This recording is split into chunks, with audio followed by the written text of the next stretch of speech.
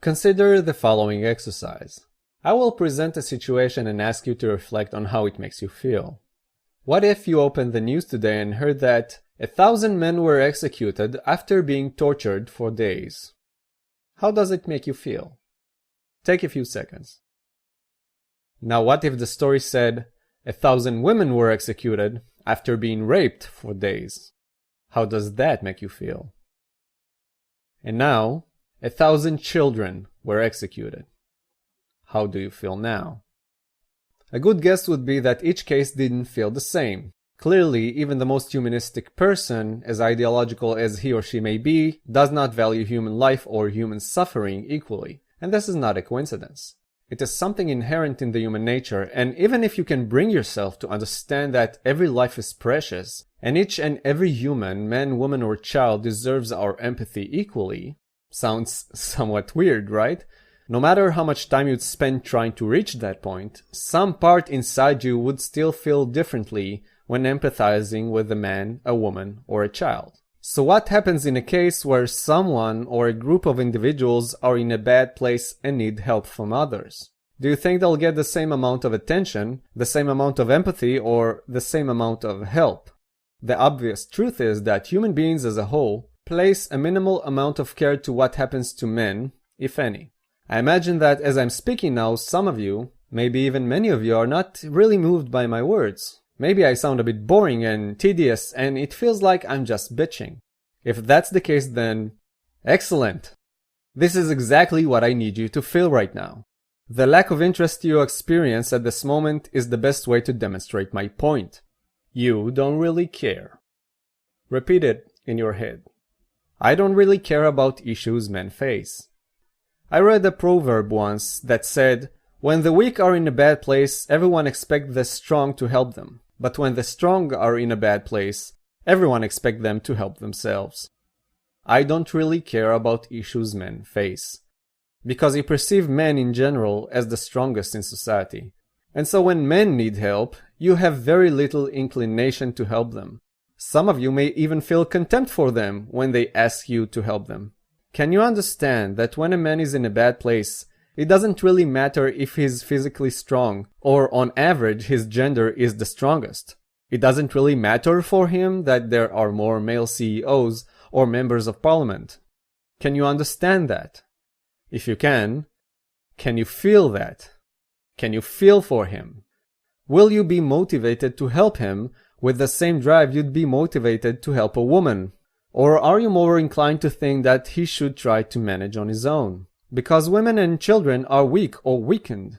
They require society, mainly men, to step up and help them. Men are not weak, even when they are. Men do not require our help, even when they do. And we should not focus on men because some people simply have more worth. Now, if you ever told yourself the lie that we need to focus on a specific group, for example women, because the majority of people who need help are women, then you really managed to fool yourself. It is not about numbers. It never was. It was always about who you perceive as weak and who you empathize with the most. So let me break it down for you. A man's life is as valuable as a woman's life or a child's life. Take some time to digest that notion.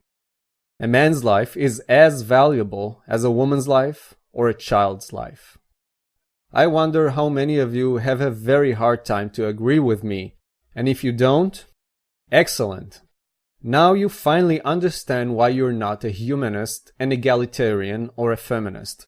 What you do is just fooling yourselves, and as much as people would like to reach the point where they will treat everyone equally, there will still be this dissonance, this conflict, this dilemma in them that would cripple most of them to one extent or another. If you're thinking now, but there are cases which are objectively different. For example, children objectively need help from others because they are objectively weaker than grown-ups. Well, that doesn't contradict anything I said. But tell me, what is the difference between a helpless child in need and a helpless grown-up in need? And more interesting, what is the difference between a helpless woman in need and a helpless man in need? That's a much more difficult question. For many of you, somewhere inside there's a voice saying, well, the difference between a helpless woman in need, a helpless man in need, and a helpless child in need is probably the man would be more capable to help himself. Right? As if the term helpless doesn't mean anything. There's a car accident and now 3 people need our immediate medical attention. A man, a woman, and a child. Who would you treat first? Who would you treat last?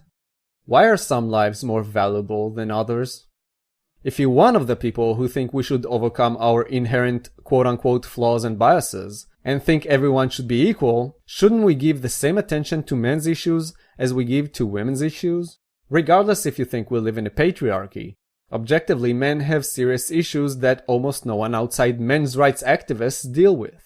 Unlike women, a group the West has vast amounts of inherent empathy for, men do not have a well-funded, unique field in academia that has spent the last 40 years studying, measuring, quantifying the issues men face, and creating entire theories around it.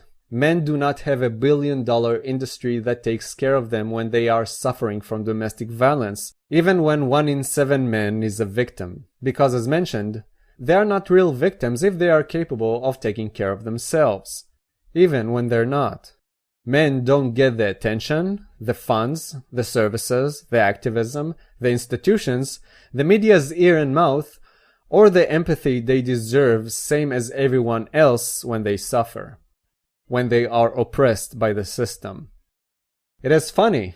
You'd think that in a patriarchy or an androcentric society that is focused or centered on men, organizations like the MRM would have all the funds, all the support, and an academic field specifically targeted to men's issues, way before women got all that. You'd have a vast majority of domestic violence shelters for men only. Men would be able to decide if a woman should abort a child or not, or at least unilaterally decide not to pay child support. They would be able to apply for automatic custody and demand the woman to pay child support. If we are living in a male-centered patriarchy, because there are more men in positions of power, then it's the most pathetic male-centered patriarchy one can imagine. It is pretty obvious once you put a flashlight on it that this is anything but the case. We don't really care about other men, even when they occupy most positions of power. We have no empathy for them. And it is not because of the patriarchy, and it is not even because of the feminist movement. It is just human nature.